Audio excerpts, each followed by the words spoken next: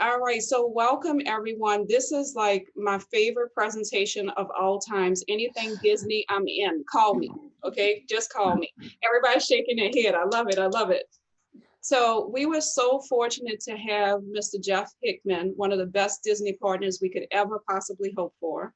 And it's our wonderful career services team. Can our career services team just wave to us really fast? I see Amy up there. Everybody's out. They are Yay. just the best. And then we have our own Shirley Augustin, who represents our college as well. And they try to make sure that we have opportunities. So I want to give a shout out to them, and I want them to just say hi. Oh, let me tell you who I am really quickly. But my name is Kim Williams, and I'm the chair of hospitality and tourism. So Disney College program is perfect for us. I've been knowing Jeff forever. But I just want to tell you, I met this wonderful career services team that you have them. Please use them. Please use them. And I'm going to turn it over to Mr. Dan Nathan for a minute to let him say welcome to you and tell you a little bit about career services. Thank you. Good afternoon, everyone. As you said, my name is Dan Nagley, and I'm the Executive Director of the UNT Career Center. I'm so excited to have this program today and happy to be partnering with the College of Merchandising, Hospitality, and Tourism, and specifically Professor Williams. I'd also like to thank Amy Furman from my office for her work on this program. But mostly, I'm thrilled to have such a great company like Disney doing this presentation for us today. I wanted to say my thanks before we get started to Jeff for his willingness to be here today. Students have an opportunity to meet with great companies like Disney is what makes my job so rewarding. Before we get started, I just wanted to give a brief overview of the Career Center. The staff of the Career Center work very hard to provide students like you with programs like this one today in order to help them develop their resumes, their interviewing skills, and many other career and internship related topics. Beyond that, we provide support for students choosing their career paths or learning to network or even developing their professionalism through programs like dining etiquette or dress for success, just to name a few. Any question you may have related to your potential career or internship, the career coaches and internship specialists in the Career Center can help. All you need to do is to make an appointment in Navigate or call the Career Center's main phone line at 2105, or stop by our office on the second floor of Sage Hall. Our goal in the Career Center is to help students achieve their career dream. And speaking of making dreams come true, we tied it all in? Like it. I'll turn it back over to Professor Williams to share a few reminders and introduce our speaker. All right, so thank you very much. I love that tie-in. So we're going to have a magical presentation. I'm going to continue with the magical theme, okay? So just a couple of friendly reminders. Please make sure that you mute. I see everybody is muted, so I'm going to mute myself in a little bit as well. And then the other thing is that we will have Mr. Jeff Hickman do a presentation to us on resumes and interview skills. And then at the end, we'll have about 10 minutes for a Q&A. If you have questions, please put them in the chat, and we're monitoring the chat. So we've seen a couple of questions already coming in, so please do that. But we'll answer your questions at the end of the presentation. Okay, did I think of anything else? Did I leave anything out? We're good? Okay, so Jeff has been, I have to tell you this quick story so Jeff can get started. Prior to Jeff, please tell me, Jeff, who was in your role before? Kent. Kent, yeah, Kent Phillips. Kent Phillips, and Kent was fantastic. And when Kent left, I cried. And I'm like, there's nobody who can ever replace Kent. And then here comes Jeff, and Jeff has not missed a beat. I've been doing this now since 2007. And it's like they picked an awesome person and then they just filled it with an even more awesome, magical person. So I just want to tell you, he's the best, one of the best partners we could ever hope for. And your title is manager of the Disney College and International Recruitment Program. So Jeff, thank you. Thank you for being here and presenting to the students today. Thank you. Thank you so much, Kim. Thank you, Amy. Thank you, Dan. So great to be here with you. And I appreciate all of you taking time out of your day. I know, I think we'd all probably prefer to be in a classroom doing something like this versus behind computers, but it's the way of our world right now. I think we'll eventually get back to that. But again, seriously, I really appreciate you joining. And again, we're going to focus today as I share my screen. So hang in there with me. We're going to focus on really the two topics of resume building and interview skills. And what I will share with you before I get into the content is that we're not here for 2 or 3 hours, right? So we're not necessarily here, for example, to write a resume. But what I'd like to do in the case of both of these topics is just give you some things to think about. Resume is a great example. You may have already begun, or maybe you already have your initial resume. Well, that's fine, but as we know, resumes just continue to evolve over time. So I'm hoping that you'll get some, kind of some nuggets, for lack of a better way of putting it, throughout our time today to think about how you can build an even more effective resume. If you've not built a resume, well, hopefully the next 15 to 20 minutes we talk about resumes will be beneficial for you. We're going to spend about the same time just sharing some broader tips around interviewing skills. And I might throw in a little surprise. We're going to keep an eye on time, but I've been with Disney for a little bit, as you can see on the screen right now. I've been with Disney for, a little over 21 years, and have had a lot of learnings in my career with Disney that have really helped me evolve and become the person that I am today. And that's both personally and professionally. So if I have some time to share some of those learnings, we'll do that as well. But primary focus today, certainly resume and interview skills. Just very quickly with my background, started in retail management with Disney of all things. It's funny, I'm not really a retail guy, but that was the way I could get my foot into the door with the Disney company. And my first 5 to 6 years with Disney started with the Disney stores in New Jersey, where I was born and raised, but then ultimately moved to Florida and was awarded a retail guest service manager at then Downtown Disney. So if you know, for my big Disney aficionados with us today, it's not called Downtown Disney anymore. It's called Disney Springs, but was a retail guest manager at the World of Disney for a couple of years and a few other merchandise locations before ultimately doing a ton of networking and working my way into the campus recruitment team, where I've been for 17 of my years with Disney. So I have seen a whole lot of resumes, and I have done probably thousands of interviews over those years. And that's not an exaggeration based on the number of students that we have on our programs pretty routinely. So I think I bring a pretty good knowledge with those two topics. So I'll share some of that with you today. Myself, I have a bachelor's degree in communications, as you see on the screen, a master's degree in tourism and hospitality management. My bachelor's from Rowan University in New Jersey, and then my master's from Temple in Philly. Little fun fact, I always like to weave in, some personal things whenever I can. I'm a big character guy. So here I am. I'm not a young professional anymore, I would say, young at heart. But any opportunity I have, if I'm in the parks and I see a character meet and greet, in normal times, we don't have them going on right now, so to speak, because of social distancing measures. But in normal times, if I see a character that I don't have a photo with, I'm making a beeline for him or her, and probably embarrassing my wife and kids in the process. But I just like my character photos. So we're gonna dive into resume tips, and again, we're gonna spend, like I said, only about 15 minutes on each of these topics.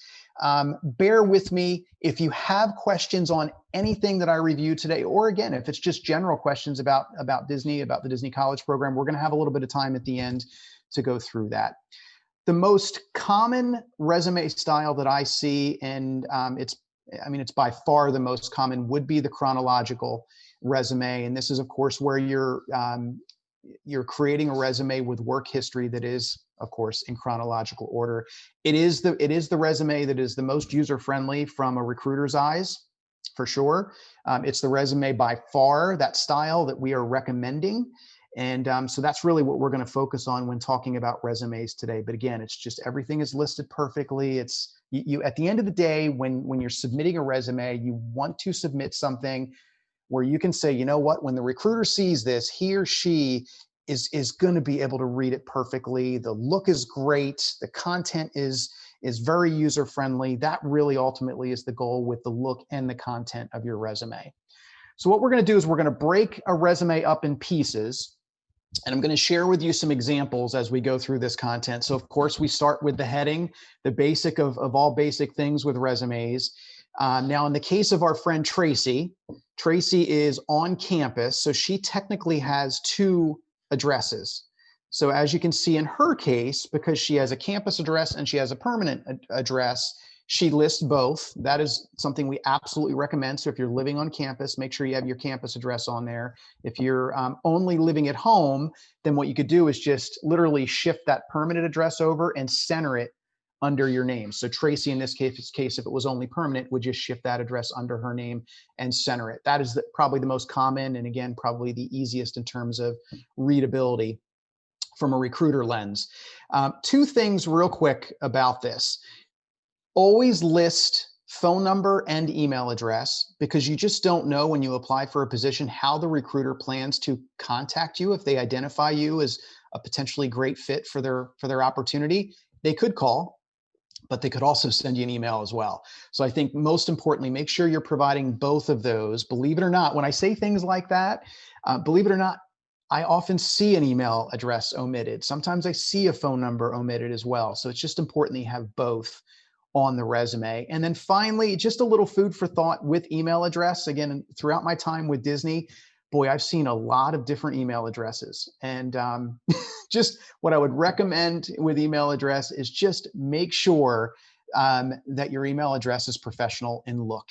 So Tracy goes very kind of basic and generic with both of her email addresses, both the school email address and as well as her Hotmail address on here with just, tracygraduate@hotmail.com. Keep it simple if you can. Nothing too crazy would certainly be my recommendation with that.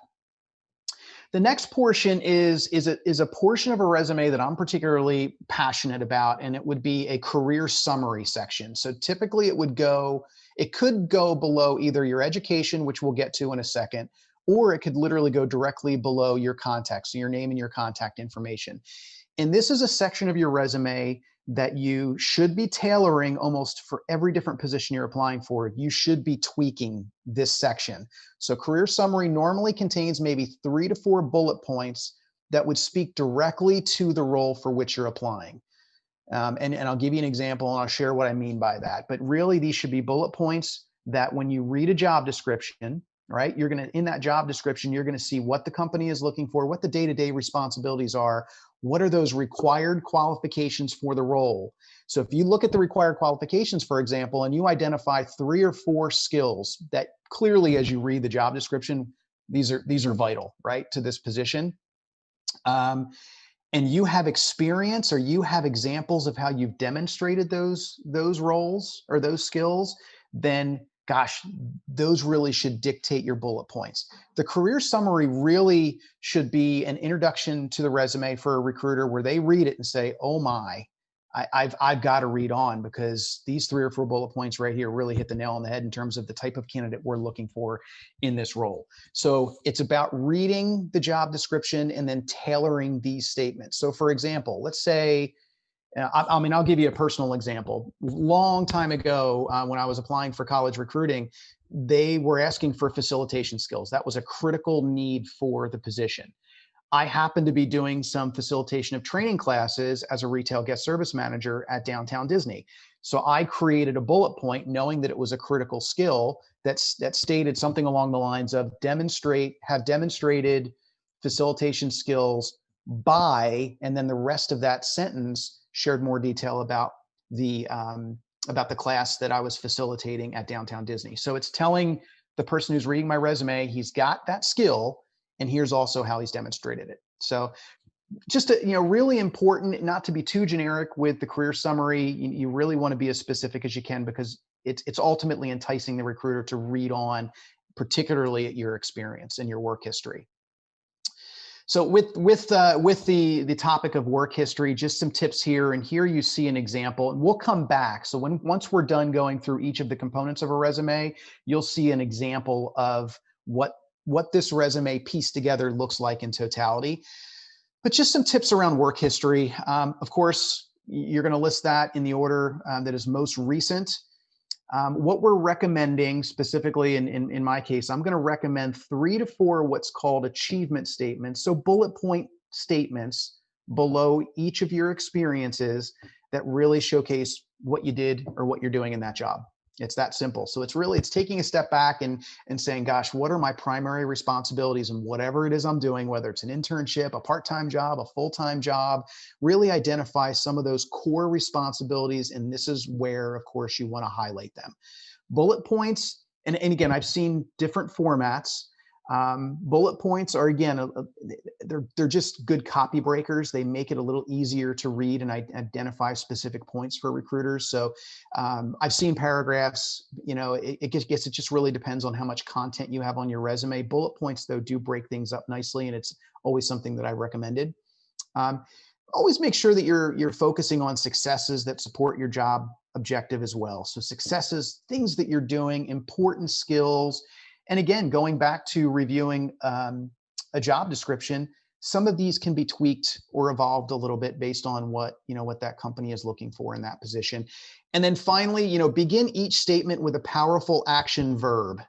This is a very common faux pas on resumes that I see. And the beautiful thing here is, gosh, Jeff, I can't think of a bunch of action verbs off the top of my head. This is where Google and search functionality on the internet are just a wonderful thing, because if you go to Google and you just punch in resume action verbs, you'll get a laundry list.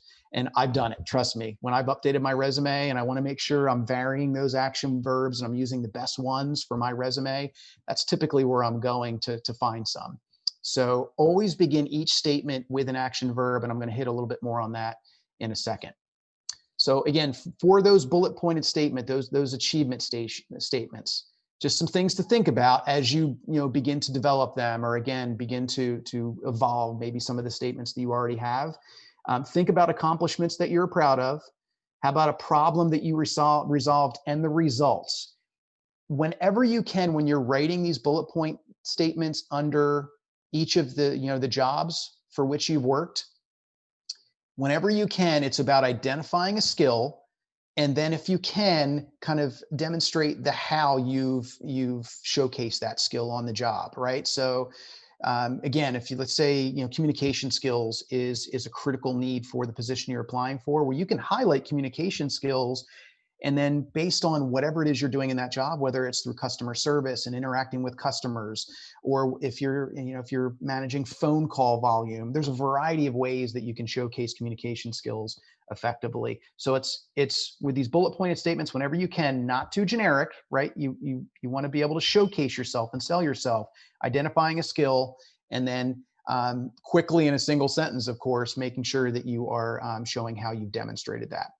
Some other examples, a time when you positively affected the organization, the bottom line, your boss. Again, whenever you can be as specific as you can, that's a good thing. And if you're getting awards that are very specific to that internship, to that job, to that company, they can be listed here. They could also technically be listed under another section of your resume. If you've gotten multiple awards, for example, you can have an awards section that highlights some of those things that you've earned. So back to, again, these bullet pointed statements and providing you a couple of examples. Responsible for, again, this is one that we see. As I say, it's a faux pas on resumes. I see it all the time, where that very first bullet point under a job, it starts with responsible for, and then colon, and then it lists out like 3 or 4 different things. That does not effectively help you sell yourself. Trust me on that. And it doesn't start with that powerful action verb as well. So then your resume kind of lacks some consistency there. So really our recommendation is don't use this. Again, I just think it's not as nearly as effective as using action verbs, but instead think about it this way. I'm going to give you 2 examples here of achievement statements that started with responsible and that have been retailored. And these, by the way, we've seen on resumes. So we've literally pulled these off of resumes. So the first one is responsible for cash handling at a restaurant. Very generic. As a recruiter, does not really tell me a whole lot, right? Okay, so he or she has some cash handling experience. It's at a restaurant, but it's not a statement that effectively sells this candidate. So instead of it, right, think about saying something like this. So provided, there's your action verb, excellent customer service at a fast food restaurant by performing over 100 cash transactions daily. This tells me a whole lot. This sells you, it's an impactful, literally 1 sentence with a lot of information. So what it tells me is that you're someone who's focused on excellent customer service. It's not about cash handling or speaking to people. You're using the words excellent customer service. That tells me that service quality is important to you. It tells me this type of restaurant, fast food. It's also giving me a little bit more about the business, right? And the volume of that restaurant. So by performing over 100 cash transactions daily, that just gives me more detail about what it is that you're doing.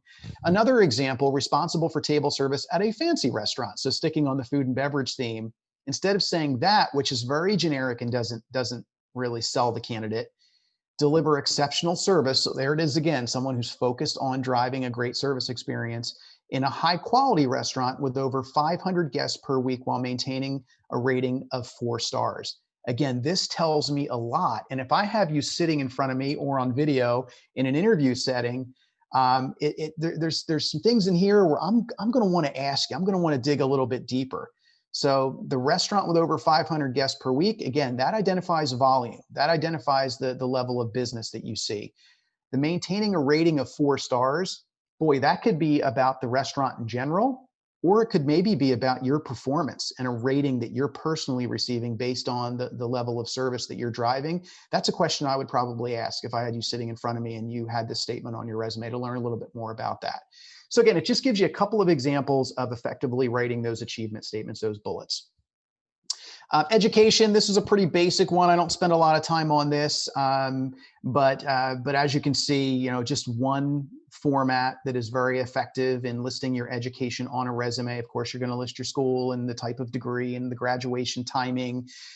Courses that are taken, I think I'm okay with listing out relevant courses based on internships or positions that you're applying for.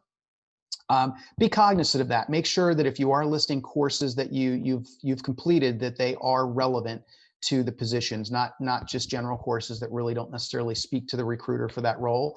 I will say that with courses specifically, as you develop more experience, right, as you gain more content for your resume that's more experience based, this is content that ultimately will work its way off your resume, right? Not the full education, of course, the courses that are taken.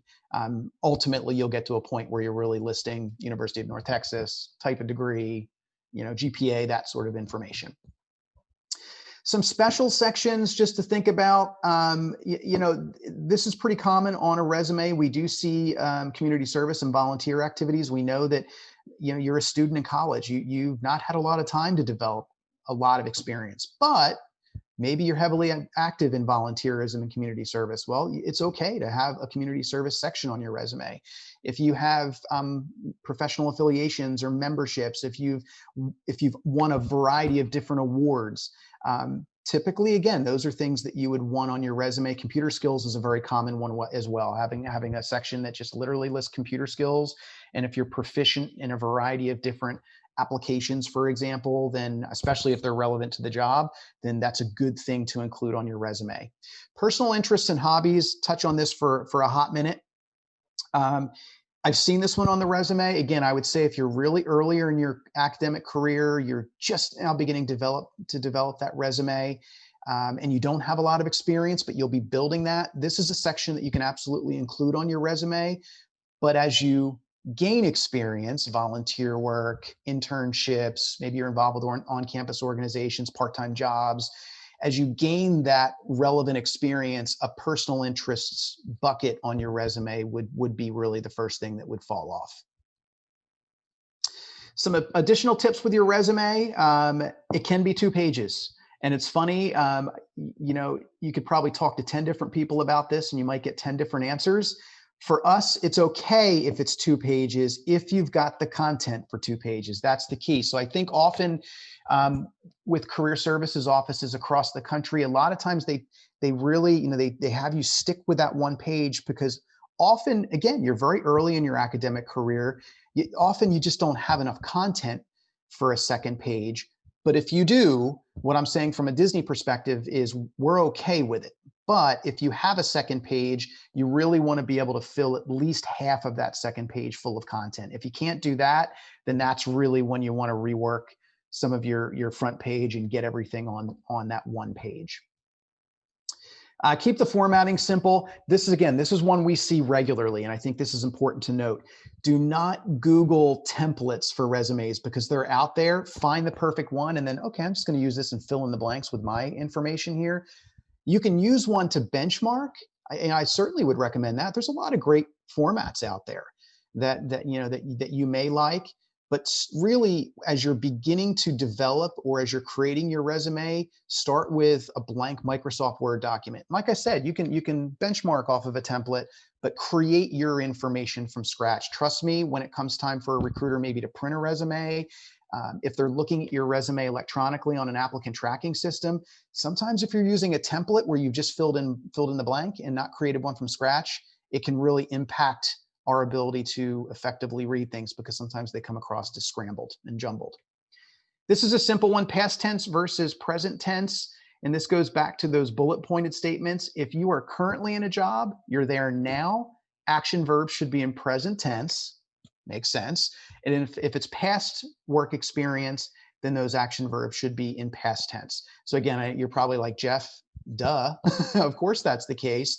But I've seen this as a common mistake on resumes. So again, you want to be consistent based on if it's present or past. Use resume quality paper. If you're going into an interview in the future where, of course, you're meeting with someone and you're bringing copies of resumes, spend the extra dollars to buy that resume quality paper. And then, this is kind of a snapshot and not to focus on content, but it kind of gives you an idea of what a resume could look like. This is what we kind of worked with, and you can see each of the topics that we went through. The only topic we didn't, and I'm just going to give you my personal opinion on one before we move on to interview skills, and that's the objective. We did add an objective to this resume. Here's what I'm going to tell you about that. The objective really should be a very powerful, well-written statement that speaks directly to the job for which you're applying and maybe even the company. So objectives can be a bit of a turnoff for recruiters at times. So if it's too generic, if it's a statement to where you look at it and you say, you know what, I'm not really happy with that, or it's not speaking directly to this specific position, it's okay to leave an objective off. It really is. Not all resumes have them. I would say if you're not comfortable with the statement that you have, if you feel like it's too generic, then my recommendation is maybe it is starting with the summary, right? And going from there. Education, real quick on that as well. You're in college. You're going to a great school. You're applying for potentially, your first full-time positions as you're graduating, or maybe internships. Education for you, to me, needs to be front and center on your resume. So it would really be either above or right below that summary if you choose to use a summary. As you go deeper into your career, where you've gained years and years of experience, then sometimes that education falls towards the bottom of the resume. But for now, definitely recommending that that's at the top. So you've submitted a resume, right? And it's a well-crafted resume. You're identified as a great candidate. You're selected for an interview. Now what, right? Well, those interviews can be a variety of different methods. And we're going to touch upon these. So as you can see, they could be in person. Of course, could be a one-on-one interview, could be a panel, could be a video similar to what we're doing right now, especially in today's world, could be a phone interview.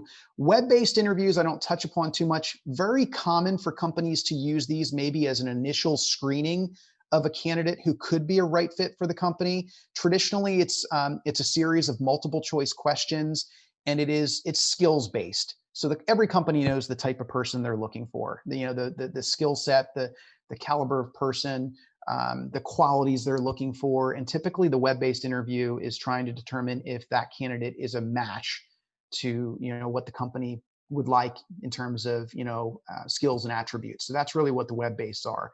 However, in person or over the phone, let me just kind of walk you through some thoughts on this. So in person, on video, you should be preparing, whether it's in person or on video, you should be preparing the same way, right? Same exact way. Research the company, know a little bit about the company. And again, I'm going to touch upon that as well again in the coming slides, but it's just important for you to demonstrate a basic knowledge of the company and an interest in the company. For a company like Disney, it's easy, right? It's a whole lot easier versus maybe a company that is a local company that takes a little bit more work to research. But know a little bit about the company and really know that job description. I think that's really important. We talked about that when crafting your resume. It's also equally as important in an interview because many of the questions that they're asking you are going to relate to those required qualifications that are listed in the job description. So you really want to become one with a job description when you're selected for an interview. Best tip there, because sometimes when you apply, you don't think to print the job description out, and then you get an interview after they close the job description and now it's not available, right? It's not there. So if you apply for a position, a good rule of thumb is maybe print that job description at that time so you have it if indeed you're selected for a resume. When creating a favorable impression, it's about dress, right? Dress for success. In person or on video, you're going to dress the same way. You're going to arrive a little early. Make sure all nonverbal communication's perfect. What I mean is just posture. It's about presence. You'll hear me say that again. Presence is just so important. And then, of course, being courteous is going to be critical, regardless of the style of interview that you're in. Phone interview, Disney is a great example. We, over the years, specifically for college program, we've conducted just thousands and thousands of phone interviews over the course of every semester, during a normal recruitment period. And I think sometimes candidates think, well, Disney's not going to be able to, they're not going to be able to see my enthusiasm or my love for the company. Trust me when I say we can hear it. We can definitely hear it. There's something to be said for, you can hear a smile, you can hear the enthusiasm. We can, and other companies can too when you're applying for them and interviewing over the phone. The biggest thing about the phone interview is you're not being seen. That should be a competitive advantage for you. Take it as such. You should feel like, they can't see me. So what that means is, when I say be comfortable, you can be wearing a t-shirt and shorts if you choose. If being comfortable for you in an interview setting is wearing a suit, you can do that too, right? Or, business attire, you can do that. Whatever it is that makes you feel comfortable. And another good tip, and I would never recommend writing full statements, but you can, in that interview prep time where you're anticipating maybe some of the questions that you're going to get, skills are, you're always going to be asked to demonstrate or share your top skills.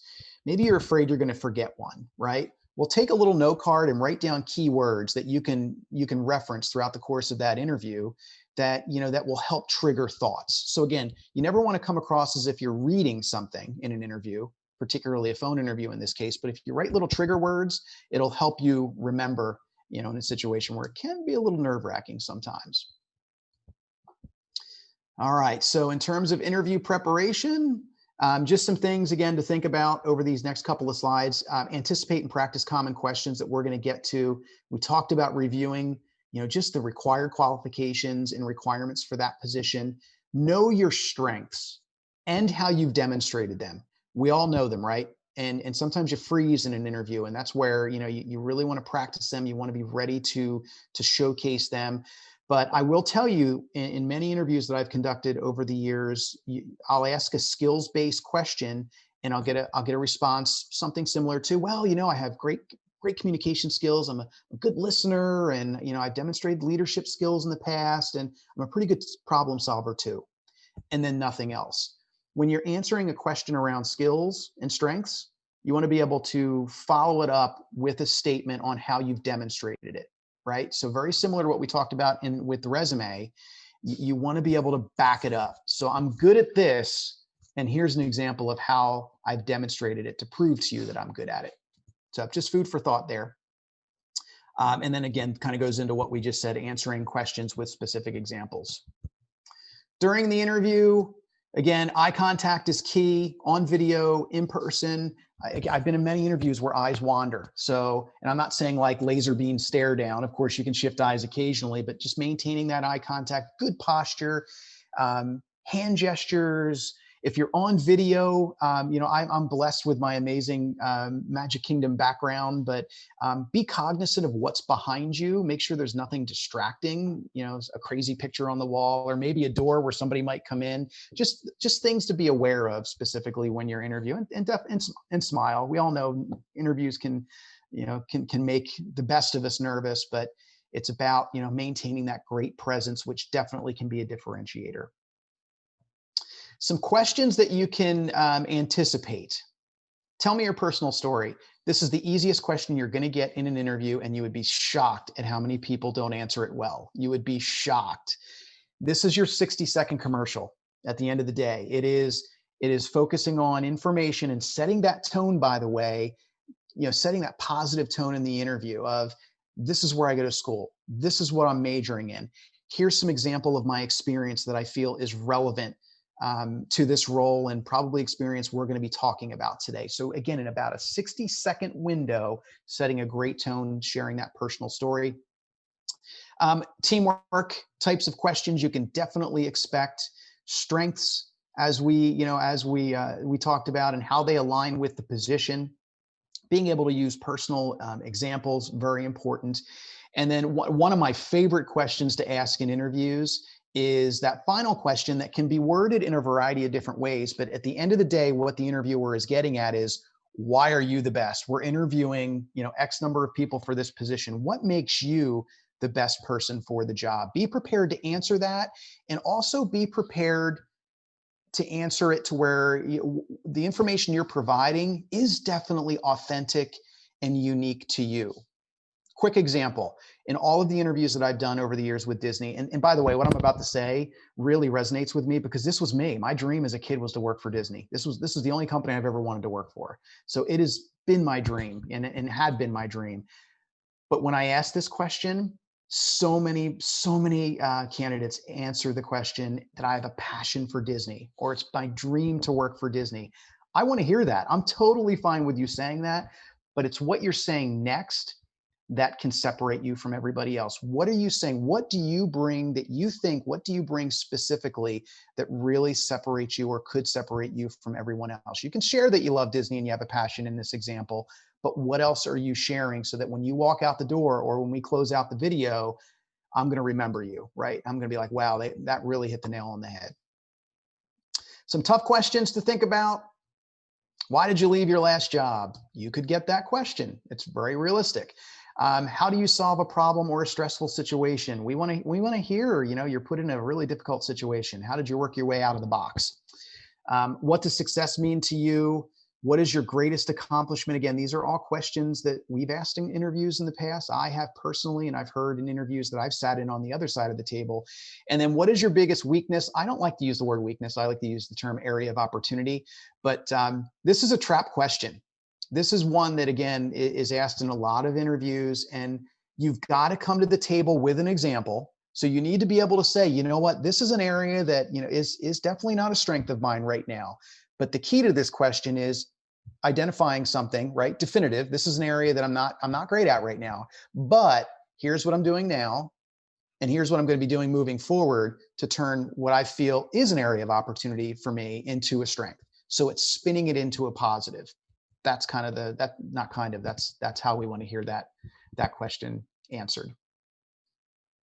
All right. As far as the close, again, I think always have just a few questions in your back pocket to ask. I think the first question, typically if I'm interviewing, the first question is going to be really about the company or about the position. So it's based on that research that I've done, maybe something about the company corporate culture. Maybe, let's say, for example, you're applying for a restaurant, and gosh, if I would go into the kitchen and ask, everyone, all of your employees, what do they love most about the job? What would they tell me, right? Something about the company, the corporate culture, I think is always good to ask first. If you ask two questions, you are perfectly within your right to ask the question around timeline. So, now that I've interviewed, can you tell me what those next steps are in the process, right? And then the close, this slide, I think I'm gonna have to adjust this slide because it's a handshake, and in the COVID world that we're in, I'm not so sure even coming out, it'll be a handshake anymore. I don't know if is it an elbow bump? Do we adjust back to a fist bump? I don't know. That's something we'll have to see what happens, but obviously always thank them. Send a thank you note. If you have the ability to send a handwritten thank you card, that's great. But even if it's an email, I think that's fine. And then follow up if necessary.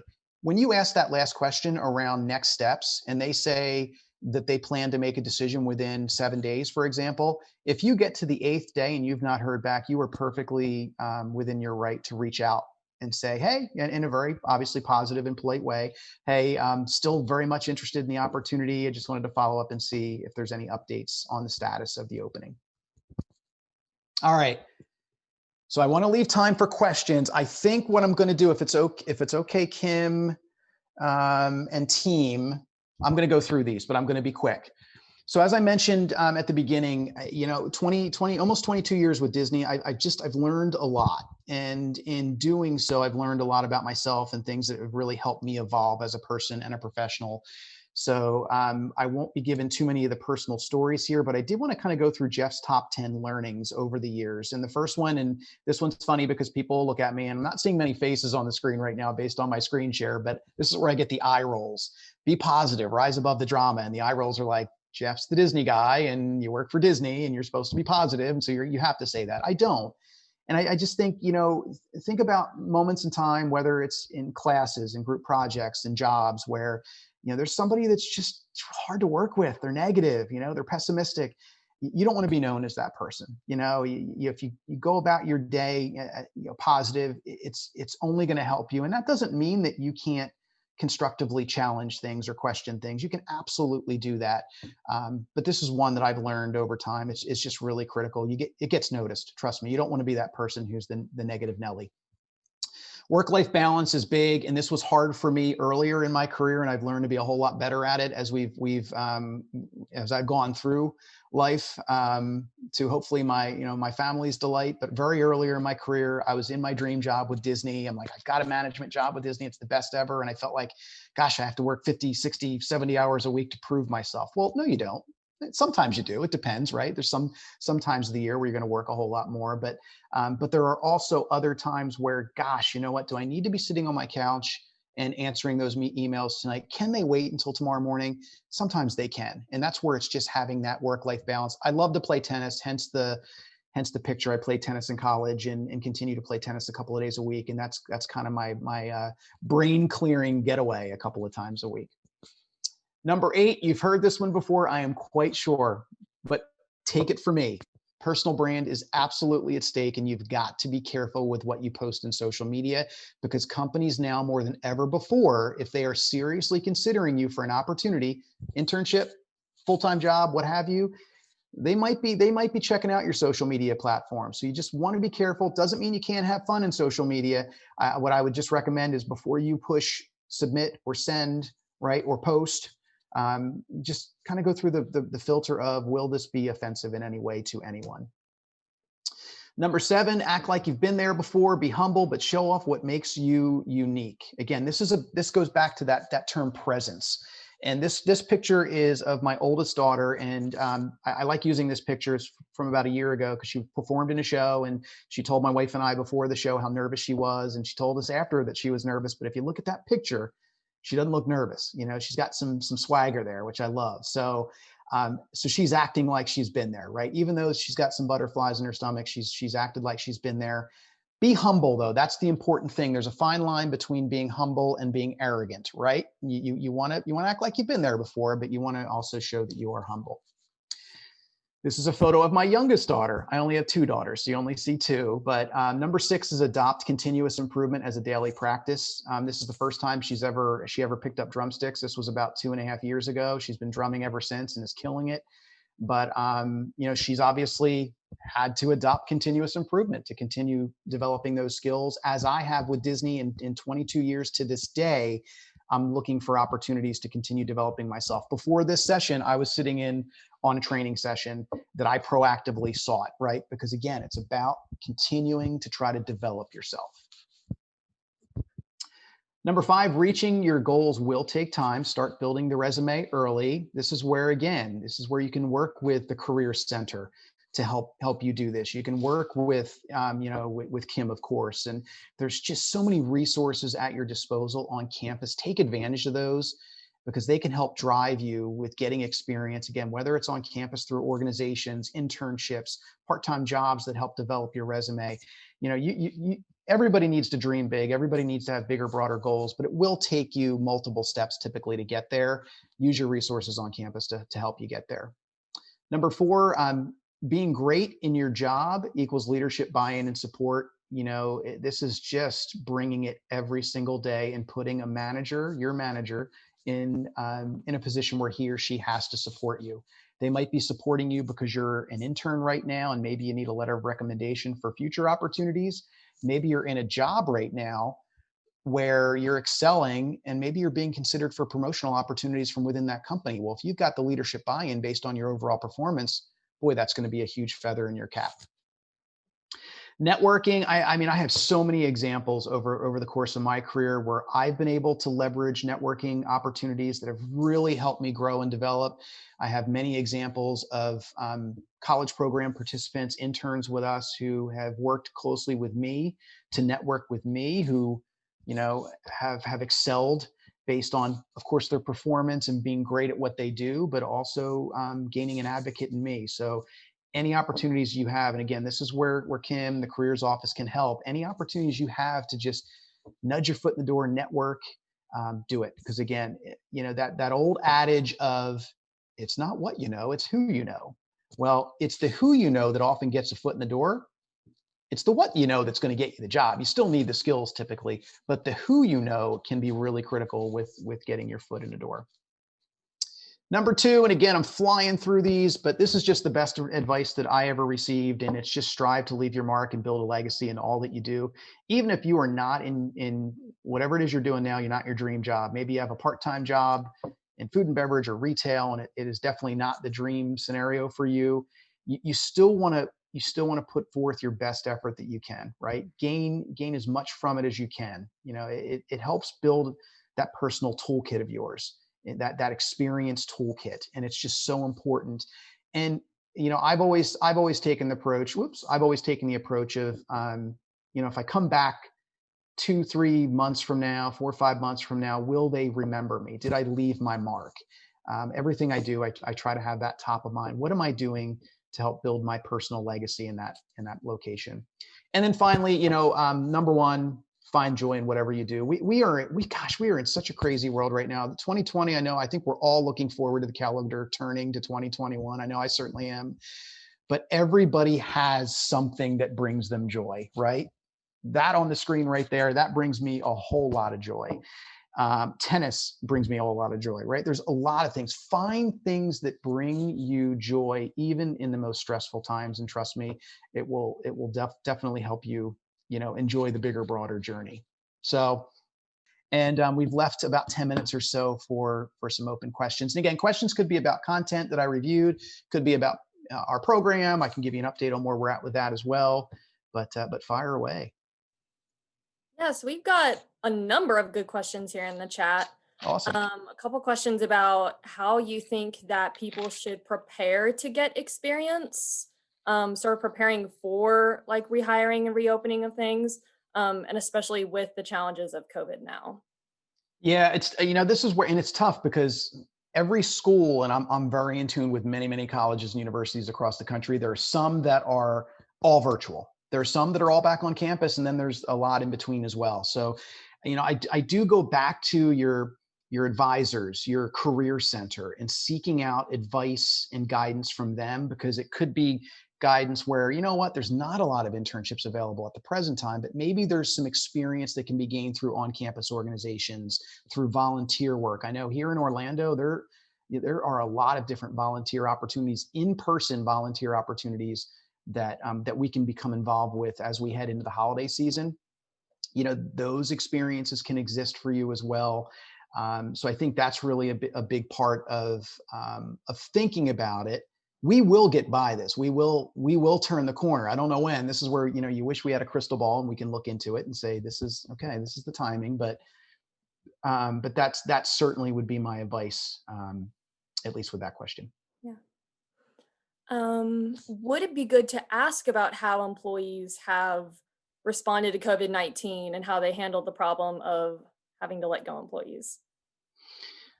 So the question relates more if you're interviewing with somebody and maybe how I'll answer it as if you ask a question of maybe how did you respond to what was an unprecedented pandemic. So we're months down the road and maybe we're reopening. We've got the vaccine.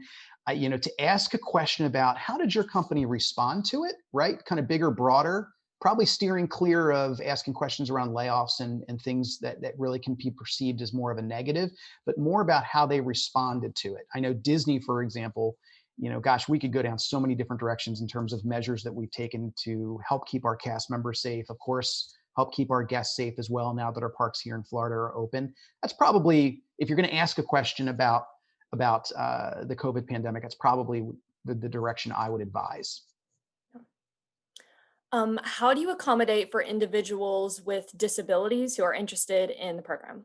That's a great question. So, this is where we're so big and we're so broad, and we just have such respect and value for everyone, regardless of, of background, for example. And I can tell you that, for someone who has, a physical impairment, for example, you would apply. So once we're back up and running and we're accepting applications, and this would go for the Disney College program, professional internships, senior level internships. This would go for full and part-time opportunities as well. The application process for you is going to be, is going to be very, very similar as it would be for everyone. We want to make sure that we're evaluating everybody the same way, as we go through the interview process. I think if you're someone who is identified as a great fit for the role and you're offered, then kind of on the back end at that time, there's opportunities for you to identify if, for example, a medical accommodation is needed. And then we work with our medical team to make sure that we're doing everything we possibly can to accommodate that. And for the Disney College program, of course, that means work location. It also means housing, for example, right? Based on the accommodation request, we need to make sure that we're setting you up for success in our living experience in those housing complexes. Great. This is about resumes. What is the best way to handle any employment gaps on the resume? This is a tough one. The good news is you're all younger, right? So there could be some employment gaps that will just be crystal clear based on the fact that you're still in school, right? So I had a part-time job when I was I'm making this up, as a sophomore. I'm a senior now. I've not worked since then. I don't think you should be overly concerned with the gap, because, to be honest with you, the recruiter on the other side should see that you're still in school. That would really be a perfect reason for a gap, that you're a full-time student in school, and there comes a point in time sometimes where you've got to really focus on the education, and maybe you just can't balance the work with it to complete your degree in a timely manner from within that 4 or 5 year period. So, I wouldn't stress over that. Always look for opportunities to fill in the blanks if you can. Again, this is where, when you think about what else can I do, is there volunteer work opportunities that can help fill the blank in a little bit? Is there an on-campus organization that I'm involved with? Maybe I'm a vice president of SGA, as just one example. That certainly could help fill in the blanks. But if you're still in school, you're a full-time student, I think that speaks volumes to a recruiter. Does your major matter when wanting to work with Disney? This person is an education major. So Disney College program, the answer is no. So we, for Disney College program, we're accepting applications in a normal time. We're paused for now. We'll be back, but we're paused for now. But in a normal circumstance, freshmen all the way through graduating seniors can apply. That is definitely the case for University of North Texas. It's not uncommon for us to have a couple of dozen students on the program from UNT, and the majors are across the board. I mean, they're from hospitality. I mean, you name the major, it is across the board. So for college program, because we have so many on that program at a given time, any major is welcome to apply for consideration. We do have senior level professional internships that are major specific. That's where it matters, right? So if you're applying, you're a senior, you're a marketing major, for example, we have marketing in a normal time. We have plenty of marketing related professional internships. Major is going to matter there. If you're an animal sciences major and you're interested in marketing, we have, chances are you're going to want to focus on that area versus the marketing ones. But college program major, not so much of a critical factor. For professional internships, again, those senior level internships, then traditionally, the major is going to have to match what you're applying for. Okay. A couple questions about like applying to the college program and when is that available and what will it look like? It sounds like it's paused, but I would imagine that there's info on the website. So do you have that's the question du jour for sure. And it's a question I think my team has as well. We don't know. We know we're paused. We know we're not going to have spring programs. We know that probably the next few months will dictate when we could potentially begin recruitment again. And again, this is where we just don't have the crystal ball, unfortunately. But we're all looking to catch a break, right? We're all looking for positive news. We're all looking forward to the vaccine and treatment and cases to begin to decline. And we really need to get to that point first. The college program will absolutely be back. There's no doubt about that. We just had a major investment in a brand new housing complex. It's a program that's been around since 1981. It's such a critical part of our parks and resorts, and it's not going to go away. But we just need to get to a better place to where we can begin resuming recruitment and bringing our participants back. Hopefully at some point next year. That's the goal, but really we'll wait and see. Now, what you can do to answer that question is stay connected. If you go to disneycollegeprogram.com, you'll see that you can opt into communication. So you click on a button, you provide your email address, and then you'll get communication once we resume recruitment. So that's a great way. We have a really still relationship with UNT. And so when I say that, for example, Kim and Amy in the careers office, when we know we're going to resume recruitment, they're going to know soon after. So to stay connected with them as well and to periodically check in with them is I think a good idea as well. Probably the last question that we'll sign off with, since it's about time, is do you feel that there is such thing as having too much entry-level job experience? I don't think I'll be honest with you, especially at a younger age, there's never a situation where you have too much experience. I think any opportunities, again, I use that term, building your personal toolbox, getting all that experience that you possibly can gain, because even if it's a couple of positions that are dramatically different, let's say you have some experience in retail, but you also have some experience in food and beverage. Well, there also is some commonality with that experience. There could be cash handling experience. There's obviously going to be customer service related experience. There's going to be things that align. But again, when you're at a younger age and you have the ability to just continue developing skills and that skill set, there's never, and this is just my opinion, there's never too much experience at that age on your resume.